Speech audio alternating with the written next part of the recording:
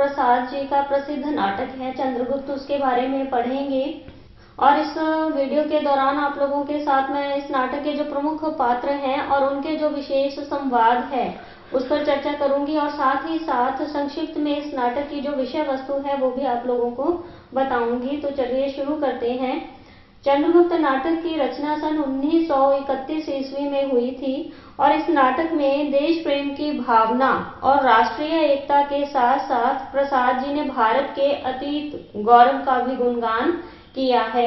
आगे इस नाटक की कथानक की बात करते हैं तो इस नाटक का जो कथानक है वो मुख्य रूप से 3 ऐतिहासिक घटनाओं के साथ जुड़ा हुआ है, जिसमें पहली घटना जो है वो भारत पर सिकंदर के आक्रमण से जुड़ी हुई है, दूसरी घटना मगध के नंद वंश की पराजय की घटना है और तीसरा जो है वो चंद्रगुप्त मौर्य का राजा बनना। तो कथानक का आधार जो है ये 3 ऐतिहासिक घटनाएं ही है। आगे चंद्रगुप्त नाटक के जो विशेष अंक हैं उनकी बात करते हैं तो चंद्रगुप्त नाटक में कुल 4 अंक हैं जिसमें 44 दृश्य हैं। तो पहले अंक में जो है वो 11 दृश्य है, दूसरे अंक में कुल 10 दृश्य है, तीसरे अंक में 9 दृश्य है और चौथे अंक में 14 दृश्य हैं। और आगे जो है प्रमुख पात्र योजना, तो चंद्रगुप्त नाटक में 21 से ज्यादा अधिक पुरुष पात्र हैं और 10 के करीब जो है वो स्त्री पात्र हैं। क्योंकि नाटक जो है वो बहुत ही बड़ा है, बहुत सारे इसमें दृश्य हैं, 4 अंक हैं और मुख्य जो पात्र हैं उसके साथ साथ गौण पात्र भी बहुत सारे आकर कथा को आगे बढ़ाने में सहायता प्रदान करते हैं, इसीलिए बहुत सारे इसमें पात्र हैं। तो विशेष पात्रों की बात करते हैं तो सबसे पहले जो है वो चाणक्य है, जिन्हें विष्णुगुप्त कहा गया है और मौर्य साम्राज्य का निर्माता है जो चाणक्य है। और दूसरे चंद्रगुप्त, ये मौर्य सम्राट है। नंद जो है वो मगध सम्राट है। वररुचि, जिसे कात्यायन कहा गया है, वो मगध का अमात्य है। शक्टार जो है वो मगध का मंत्री है और अंबिक तक्षशिला का राजकुमार है। और सिंहरण जो है वो मालव गण मुखिया का कुमार है। पर्वतेश्वर पंजाब का राजा है। सिकंदर जो है वो एक ग्रीक विजेता है। फिलिप्स है इसमें एक पात्र। और मौर्य सेनापति जो है वो चंद्रगुप्त का पिता है। एनिसाक्रिटीज ये सिकंदर का सहचर है। सिल्यूकस जो है वो सिकंदर का सेनापति है। दांड्यायन जो है वो एक तपस्वी है और इसमें राक्षस जो है वो भी नंद का अमात्य है। आगे जो है इसके प्रमुख जो नारी पात्र हैं उसमें सबसे पहले अलका जो है वो तक्षशिला की राजकुमारी है और सुवासिनी शक्टार की कन्या है। कल्याणी जो है वो मगध की राजकुमारी है।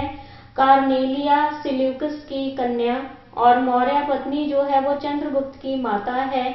एलिस जो है वो कार्नेलिया की सहेली है। मालविका जो है वो सिंधु देश की राजकुमारी है। तो ये प्रमुख पात्र जो हैं ये भी आप लोगों ने याद कर लेने हैं। आगे जो विशेष पात्र हैं उनके बारे में चर्चा करते हैं। तो सबसे पहले जो है वो चाणक्य है। चाणक्य के जो है चरित्र चित्रण की बात करते हैं तो सबसे पहले जो है उसके चरित्र का एक विशेष बिंदु जो है कि वो सरल जीवन की इच्छा रखने वाला है, सरल जीवन की इच्छा।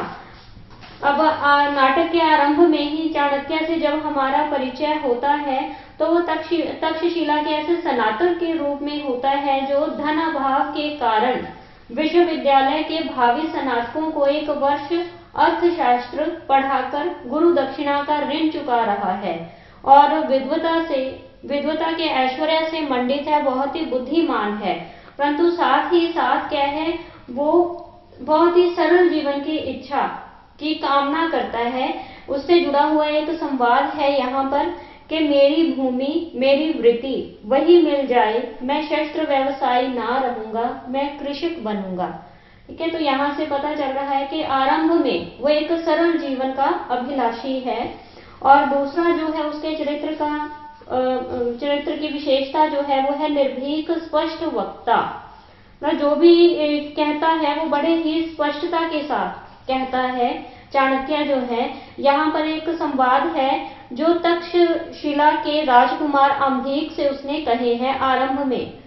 ठीक है, जब वो आपस में वार्तालाप कर रहे थे चंद्रगुप्त सिंहरण और वहां पर अम्भिक आते हैं, तब वो संवाद जो है यहाँ पर ये कहता है कि ब्राह्मण ना किसी के राज्य में रहता है और ना किसी के अन्न से पलता है। तो वो बड़ी ही निर्भीकता से इस संवाद को अम्भिक से कहता है। और तीसरा जो है वो है दूरदर्शी है, बहुत ही दूर की सोचने वाला है।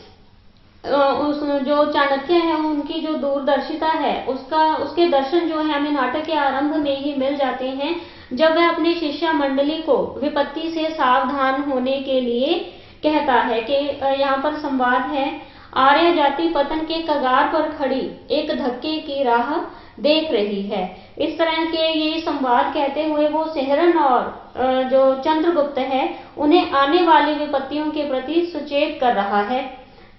तो ये संवाद उससे जुड़ा हुआ है। अगला पॉइंट जो है वो है दृढ़ संकल्प। तो दृढ़ संकल्प भी वो लेता है जब नंद के द्वारा उसका अपमान किया जाता है, चाणक्य का अपमान किया जाता है, तब वहां पर संकल्प लेता है कि वो पूरे नंद कुल का विनाश कर देगा। और उससे जुड़ा हुआ एक यहाँ पर संवाद है कि यह शिखा नंद कुल की काल सर्पिणी है, वह तब तक बंधन में ना होगी जब तक नंद कुल निःशेष ना होगा। तो यहाँ से वो एक दृढ़ संकल्प लेता है नंद कुल का विनाश करने का। और पांचवा पॉइंट जो है वो है महान राजनीतिज्ञ के रूप में हमारे सामने आता है। तो महान राजनीतिज्ञ होने के कारण ही चाणक्य जो है वो नंद, पर्वतेश्वर, अम्भिक, सिकंदर, राक्षस और सिल्यूकस जैसी महान शक्तियों से अकेला टक्कर लेता है और उन्हें झुकने के लिए विवश करता है। और उसकी जो एक राजनीतिज्ञ की दृष्टि थी उससे प्रभावित होकर यहाँ पर एक सिकंदर का संवाद है, जो सिकंदर ने चाणक्य के लिए बोले थे कि धन्य है आप, मैं तलवार खींचे हुए भारत में आया, हृदय देकर जाता हूँ, विस्मय विमुग्ध हूँ। यहाँ पर अंत में क्या है, सिकंदर जब उनसे हार जाता है तो सिकंदर जो है वो मित्रता का हाथ बढ़ाता है, तब वो ये संवाद जो है वो चाणक्य से कहता है। आगे जो है संवाद एक राक्षस का है। राक्षस जो है वो अपने आप को चाणक्य का प्रतिद्वंदी मानता है। तो यहाँ पर राक्षस का संवाद है चाणक्य के लिए कि चाणक्य तू धन्य है, मुझे ईर्ष्या होती है। तो इस प्रकार की ये सारे संवाद जो है आप लोगों ने ध्यान में रखने हैं। और छठा पॉइंट है कठोर और क्रूर जो है, परंतु यहाँ पर कठोर और क्रूर उसके चरित्र में ये विशेषता जो है वो इसीलिए आ जाती है क्योंकि वो कार्य सिद्धि में विश्वास रखता है, मतलब जो भी कार्य करना है उसे सिद्ध करना। इसीलिए कहीं ना कहीं उसके चरित्र में कठोरता और क्रूरता भी देखने को मिलती है। यहाँ पर एक संवाद है कि चंद्रगुप्त आज तुम निष्कंटक हुए। तो ये संवाद जो है वो चंद्रगुप्त को तब कहता है जब कल्याणी चंद्रगुप्त की उपस्थिति में अपने कलेजे में छुरी भोंक लेती है। तो ये संवाद बहुत ही इम्पोर्टेंट है। और अगला संवाद जो है ये उससे जुड़ा हुआ है जब चंद्रगुप्त द्वारा गलानी महसूस करता है, चंद्रगुप्त गलानी महसूस करता है, तब जो है चाणक्य चंद्रगुप्त को कहता है कि महत्वाकांक्षा का मोती निष्ठुरता की सीपी में रहता है, चलो अपना काम करो, विवाद करना तुम्हारा काम नहीं। तो ये बहुत ही इम्पोर्टेंट है, ये कई बार एग्जाम में पूछा गया है, बहुत ही इम्पोर्टेंट संवाद है ये। और तीसरा जो है यहाँ पर एक प्रतिज्ञा है। जब नंद जो है वो चाणक्य को बंदी बना लेता है, तब बंदी गृह में वो एक प्रतिज्ञा लेता है कि दया किसी से ना मांगूंगा और अधिकार तथा अवसर मिलने पर किसी पर ना करूंगा। तो ये प्रतिज्ञा जो है ये चाणक्य द्वारा ली गई थी। और सातवां पॉइंट जो है वो है महान उद्देश्य का। वो जो भी कूटनीतियां अपना रहा था, जो चाणक्य था, वो किसी न किसी उद्देश्य की प्राप्ति के लिए था। और वो उद्देश्य क्या था? चाणक्य भारत को अखंड आर्य साम्राज्य के रूप में संगठित करके उसे बाहरी आक्रमणों और आंतरिक विद्रोह से मुक्त कर देना चाहता है। तो ये जो है एक महान उद्देश्य है। और 8वां पॉइंट जो है वो है क्षमाशील। क्षमाशील जो है वो गुण भी जो है चाणक्य के चरित्र में देखने को मिलता है। और यहाँ पर एक ये संवाद जो है वो नंद से कहता है, चाणक्य जो है वो नंद से अंतिम समय में एक प्रश्न करता है कि तुम्हारे लिए भिक्षा मांगकर तुम्हें जीवन दान दे सकते हैं, लोगे? ठीक है, तो ये संवाद आपने ध्यान में रखना है। और अगला पॉइंट जो है वो है अंतर्द्वंद। अंतर्द्वंद क्या है? उसके मन ही मन में जो संघर्ष चल रहा है, ठीक है, वो कुशल बुद्धि का मालिक तो था ही, परंतु एक जो है हृदय भी रखता था। और हृदय जिसके पास होता है उसके मन में किसी न किसी प्रकार का जो है एक अंतर्द्वंद जो है वो चलता रहता है। तो यहाँ पर संवाद है कि मुझे राष्ट्र की भलाई बुराई से क्या है, मैं क्रूर हूँ केवल वर्तमान के लिए, भविष्य के सुख और शांति के लिए, परिणाम के लिए नहीं। श्रेय के लिए मनुष्य को सब त्याग करना चाहिए। ठीक है, अगला पॉइंट जो है वो है ब्राह्मणत्व का व्याख्याता। ब्राह्मणत्व का व्याख्याता होने के कारण 3 प्रकार के संवाद जो है जिससे पता चलता है कि वो ब्राह्मण जाति के पक्षधर थे। पहला जैसे है कि राष्ट्र का शुभ चिंतन केवल ब्राह्मण ही कर सकते हैं। और दूसरा संवाद है ब्राह्मण के कोमल हृदय में कर्तव्य के लिए प्रलय की आंधी चला देने की भी कठोरता है। और तीसरा है चैतन्य सागर निस्तरंग है और ज्ञान ज्योति निर्मल है। तो ये सभी जो हैं ये चाणक्य के चरित्र से जुड़े हुए कुछ विशेष बिंदु हैं, ये आप लोगों ने ध्यान में रखना है। आगे जो है वो चंद्रगुप्त के बारे में बात करते हैं। चंद्रगुप्त जो है वो इस नाटक का प्रमुख पात्र है, नायक है, जिससे फल की प्राप्ति होती है। और उसके चरित्र की बात करते हैं तो सबसे पहला पॉइंट जो है वो है आत्मसम्मान का। अब नाटक की शुरुआत में ही हम लोग देखते हैं कि वो बड़ा ही आत्मसम्मान से भरा हुआ है। और चाणक्य से वो ये संवाद कहता है कि संसार भर की नीति और शिक्षा का अर्थ मैंने केवल यही समझा है कि आत्मसम्मान के लिए मर मिटना ही दिव्य जीवन है। और यहाँ पर दूसरा संवाद है कि मुझे लोभ से प्रभूत गंधार राज अम्भिक समझने की भूल ना होनी चाहिए, मैं मगध का उद्धार करना चाहता हूँ। ये संवाद जो है वो सिकंदर द्वारा जब उसे सम्राट बनने के लिए सहायता देने की बात की जाती है, तब वो सिकंदर द्वारा दी जाने वाली इस सहायता को अपने आत्मसम्मान पर एक तरह की ठेस समझता है। इसीलिए प्रतिक्रिया के रूप में ये संवाद जो है वो सिकंदर को कहता है चंद्रगुप्त। और दूसरा पॉइंट जो है वो है निर्भीक और साहसी। तो निर्भीक और साहसी जो है इस संवाद से पता चल रहा है, जो बड़ी ही निर्भीकता के साथ सिकंदर से चंद्रगुप्त ने कहे हैं कि मुझे आपकी सहायता नहीं चाहिए, मैं यहाँ यवनों को अपना शासक बनने को आमंत्रित करने नहीं आया हूँ। यहाँ पर क्या है, जब जो चंद्रगुप्त है वो कहता है कि मैं मगध का उद्धार करना चाहता हूँ, परंतु उसके पीछे कोई सेना नहीं थी, इसीलिए सिकंदर क्या है उसे सैन्य सहायता देने की बात करता है। तो प्रतिक्रिया में ये संवाद जो है वो सिकंदर को कहता है। आगे जो है अगला भी संवाद जो है इसमें भी उसके साहस और निर्भीकता के दर्शन होते हैं जैसे कि लूट के लोभ से हत्या, व्यवसायियों को एकत्र करके वीर सेना कहना रण कला का उपहास है। अगला जो है वो है स्वतंत्रता का रक्षक है, स्वतंत्रता का पक्षपाती है। तो यहाँ पर एक संवाद है जो चंद्रगुप्त द्वारा सेहरन और अम्भिक से कहा गया है। वो संवाद है कि प्रत्येक निरापद आर्य स्वतंत्र है, उसे बंदी नहीं बनाया जा सकता। चौथा पॉइंट जो है वो है कृतज्ञता का। तो कृतज्ञता क्या है, इसमें सेल्यूकस से कहा गया यहाँ पर एक संवाद है कि यवन सेनापति मार्ग चाहते हो या युद्ध, मुझ पर कृतज्ञता का बोझ है तुम्हारा जीवन।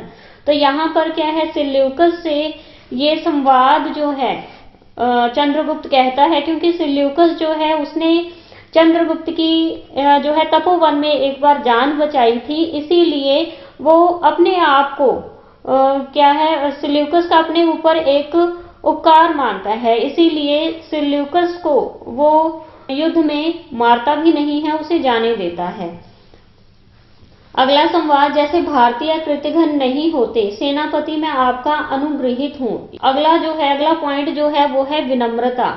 विनम्रता यहाँ पर क्या है, तपोवन में जब सिकंदर अपने शिविर में बुलाता है चंद्रगुप्त को, तो विनम्रता से भरकर ये संवाद जो है वो सिकंदर को कहता है कि अनुग्रहित हुआ, आर्य लोग किसी निमंत्रण को अस्वीकार नहीं करते। अगला पॉइंट जो है वो है भावुक प्रेमी। तो इसमें क्या है, जो चंद्रगुप्त है उसके 3 प्रकार के प्रेम प्रसंग जो है वो देखने को मिलते हैं। एक तो मगध की राजकुमारी कल्याणी के साथ, एक सिंधु देश की राजकुमारी मालविका के साथ, और सिल्यूकस की पुत्री कार्नेलिया के साथ, अंत में जिसके साथ इसका विवाह भी होता है चंद्रगुप्त का। तो यहाँ पर क्या है, एक संवाद है कि संघर्ष, युद्ध देखना चाहते हो तो मेरा हृदय फाड़कर देखो मालविका, आशा और निराशा का युद्ध, भावों का अभावों का द्वंद्व, कोई कमी नहीं, फिर भी ना जाने कौन मेरी संपूर्ण सूची में रिक्त चिन्ह लगा देता है। ये मालविका को कहा गया संवाद है। और मालविका के प्राणोत्सर्ग हो जाने पर आह वह स्वर्गीय कुसुम, ये संवाद भी जो है वो चंद्रगुप्त द्वारा ही कहा गया है। अगला जो प्रमुख पात्र है इसमें वो है सिहरन। सिहरन जो है इसे पताका नायक कहा गया है। पताका नायक कौन होता है, जो मुख्य नायक के साथ जो है नाटक के आरंभ से लेकर अंत तक चलता है। जिस तरह से पताका कथा भी होती है, उसी तरह से पताका नायक इसे कहा गया है। तो सिहरन जो है वो मालव गण का मुख्य कुमार है, और उसकी जो है चरित्र का पहला पॉइंट है कि वो एक प्रतिभाशाली स्नातक है। प्रतिभाशाली स्नातक है, और जो चाणक्य है उनका शिष्य है जो सिहरन है, और आर्य जाति के लिए ये बड़ी अच्छी भावना रखता है। और यहाँ पर एक संवाद है कि आर्यव्रत का भविष्य लिखने के लिए कुचक्र और प्रताड़ना की लेखनी और मसी प्रस्तुत हो रही है। उत्तरापथ के खंड राज्य द्वेष से जर्जर है, शीघ्र भयानक विस्फोट होगा। ये सिहरन का ही संवाद है। और दूसरा है निर्भीक और स्पष्ट वक्ता है। निर्भीक और स्पष्ट वक्ता है वो क्या है, जो आंभीक है उसके ही राज्य में रहता है, परंतु उसके राज्य में रहकर क्या है, वो तीखे व्यंग्य भी करता है, क्योंकि आंभीक जो है वो यवनों की सहायता करता है धन के लोभ में आकर, इसीलिए क्या है उस पर व्यंग्य करते हुए जो है सिहरन ये संवाद कह रहा है कि गुरुकुल में केवल आचार्य की आज्ञा शिरोधार्य होती है, अन्य आज्ञाएं अवज्ञा के कान से सुनी जाती हैं। और तीसरा पॉइंट जो है वो है वीर और पराक्रमी। वीर और पराक्रमी ये तो नाटक में हमें जगह जगह देखने को ही मिलता है।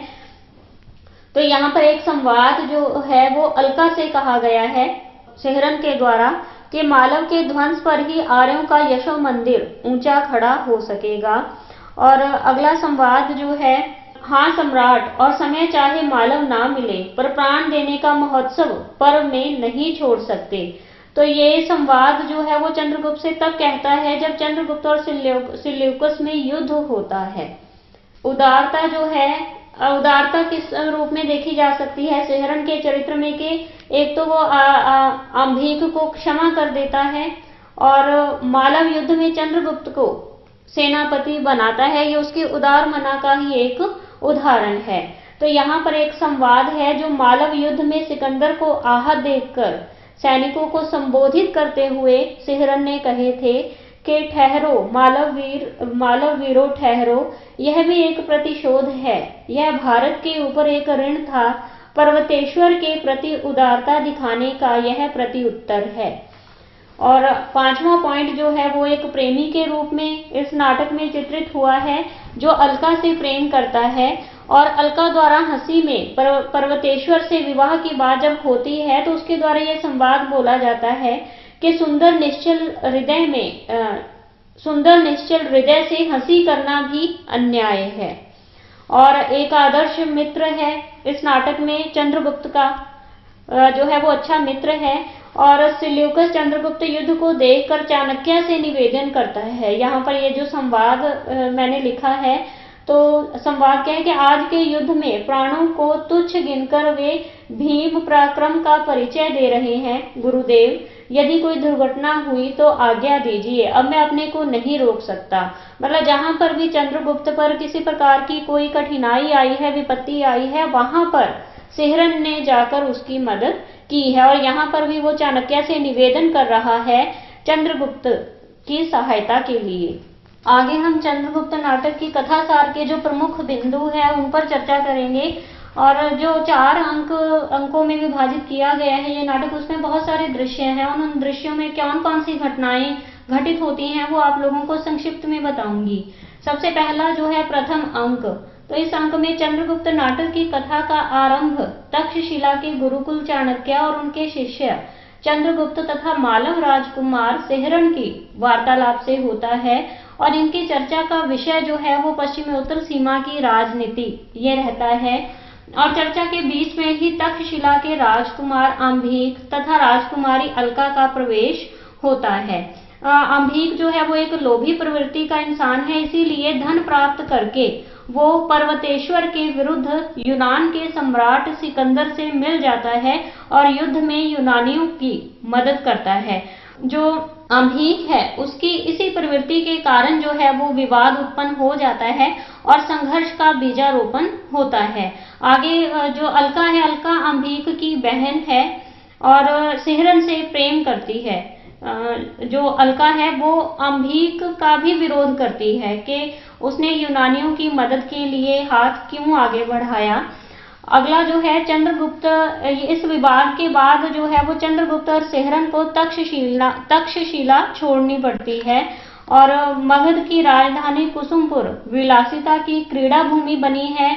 वहां पर प्रजा जो है वो दुखी है, पीड़ित है, परंतु मगध का जो राजा है वो नंद जो है वो विलास के उपकरण जुटाने में ही लीन है। और विलास के उपकरण के रूप में वो राक्षस को अपना अमात्य चुनता है और सुवासिनी को अपनी राजनर्तकी घोषित करता है। सुवासिनी जो है वो शक्टार की कन्या है, जो मगध का मंत्री है, जो शक्टार है।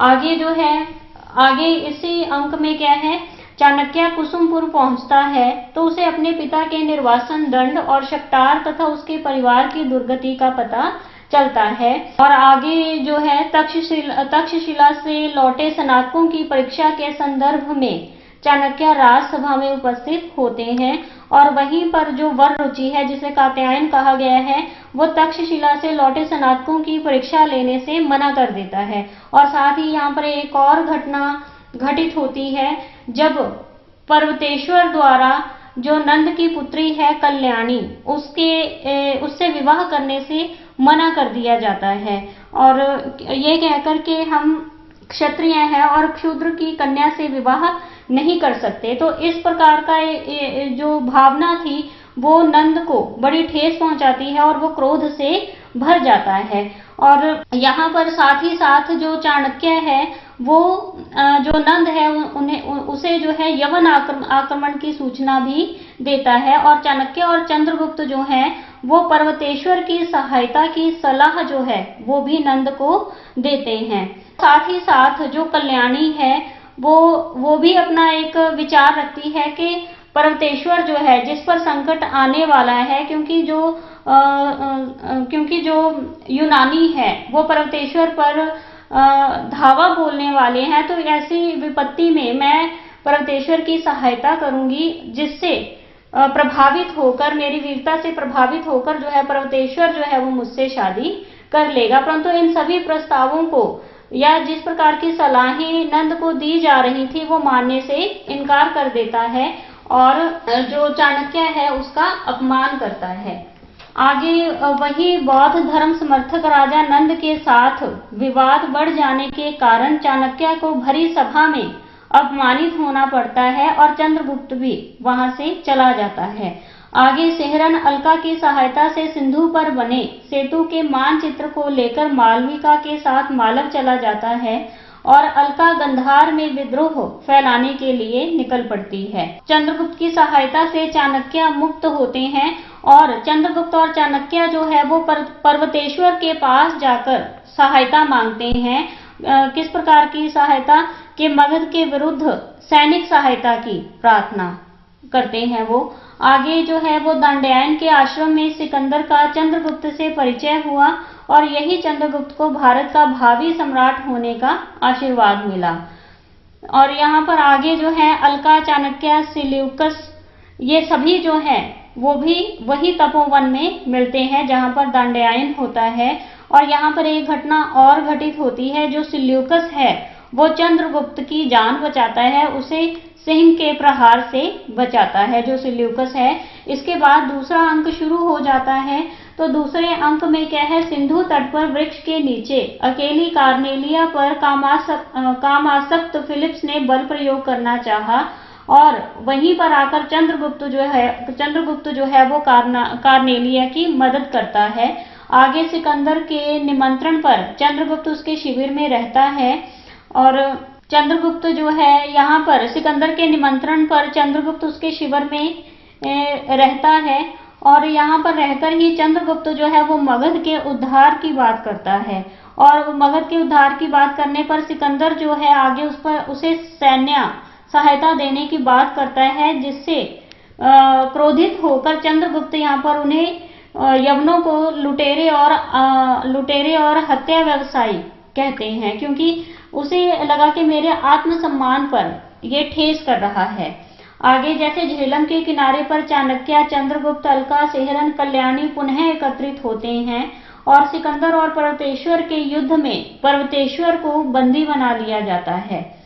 और दोनों में युद्ध तो होता है सिकंदर और पर्वतेश्वर में, परंतु अंत में दोनों में मैत्री हो जाती है, दोनों में एक प्रकार की संधि हो जाती है। और यहीं पर क्या है, सेहरन और अलका को बंदी भी बना लिया जाता है। और अगले दृश्य में मगध की सेना से भयभीत जो सिकंदर के सिपाहियों में फैले विद्रोह, चाणक्य द्वारा मालवों को अपने साथ लेने और चंद्रगुप्त द्वारा मालवों का सेनापति बनने की घटना है। आगे जो है वो अलका पर्वतेश्वर को लोभ देती है कि वह उसके साथ विवाह कर लेगी और बदले में वह सेहरन को मुक्त करा लेती है। अलका पर्वतेश्वर को बाध्य करती है कि वह सिकंदर के रण निमंत्रण पर ना जाए। आगे कल्याणी और राक्षस भी मगध सेना लेकर चाणक्य का साथ देते हैं। इसी बीच चंद्रगुप्त और मालविका में प्रेम पनपता है और सिकंदर मगध पर आक्रमण करने की योजना बदल देता है। भारत से लौटते समय उसे मालव गणराज्य से लड़ना पड़ता है। चंद्रगुप्त, सेहरन आदि सामूहिक रूप से सिकंदर का मुकाबला करते हैं। आगे जो है सेहरन जो है वो सिकंदर को प्राण शिक्षा देता है और चंद्रगुप्त प्रतिज्ञावश सिल्यूकस को छोड़ता है। सिकंदर इन सबसे मैत्री करके लौट जाता है। और आगे जो है वो तीसरा अंक है। तीसरे अंक में क्या है, राक्षस पूरी तरह से चाणक्य के जाल में फंस चुका है। और यहाँ पर क्या है, क्योंकि जो यहाँ जो घटना है इसमें जो चाणक्य है वो राक्षस को सुवासिनी से मिलने का प्रलोभन देता है और बदले में क्या है, उससे मुद्रा प्राप्त कर लेता है जो राक्षस है। और मगध का राजा नंद राक्षस के विरुद्ध होता है। राक्षस के मगध पहुंचते ही उसको सुवासिनी के साथ बंदी बना लिया जाता है। बाद में शक्टार, सेनापति मौर्य, राक्षस, सुवासिनी सभी नंद की कैद से भाग निकलते हैं। और आगे चंद्रगुप्त मगध के सैनिकों को पराजित करता हुआ नंद की राजसभा में पहुंचता है। आगे शक्टार नंद की हत्या कर देता है। चंद्रगुप्त मगध का सम्राट बनता है। सेहरन और अलका का विवाह हो जाता है और पर्वतेश्वर इसे अपना अपमान समझकर मरना चाहता है, परंतु चाणक्य जो है उसे बचा लेता है और पर्वतेश्वर को चंद्रगुप्त का अनुगत बना देता है। तो यहाँ पर जो है वो तीसरा अंक जो है वो समाप्त हो जाता है और चौथा अंक जो है वो शुरू होता है। यहाँ पर नंद की हत्या के बाद उसकी पुत्री कल्याणी जो है वो अस्थिर हो जाती है और पर्वतेश्वर उसे बलपूर्वक अपनी बनाना चाहता है, किंतु कल्याणी उसे मार देती है और स्वयं भी आत्महत्या कर लेती है। और दूसरी तरफ मालविका भी चंद्रगुप्त को बचाने के लिए अपने प्राण दे देती है। चंद्रगुप्त का अब एक विरोधी रहता है, अंभीक। वह भी चाणक्य, अलका और चंद्रगुप्त के प्रभाव से सही मार्ग पर आ जाता है आगे चाणक्य से बदला लेने के लिए राक्षस सिल्यूकस से मिल जाता है और सुवासिनी कैदी के रूप में कार्नेलिया के पास पहुंचा दी जाती है। सिल्यूकस फिर से भारत पर आक्रमण करता है। कार्नेलिया को चंद्रगुप्त के साथ उसके पिता का युद्ध अच्छा नहीं लगता और सही समय पर सिहरन जो है वो आकर चंद्रगुप्त की सहायता करता है। सिल्यूकस पराजित होता है और अंत में चाणक्य सिल्यूकस की पुत्री कार्नेलिया का विवाह जो है वो चंद्रगुप्त के साथ कर देता है और स्वयं संन्यास ग्रहण कर लेता है।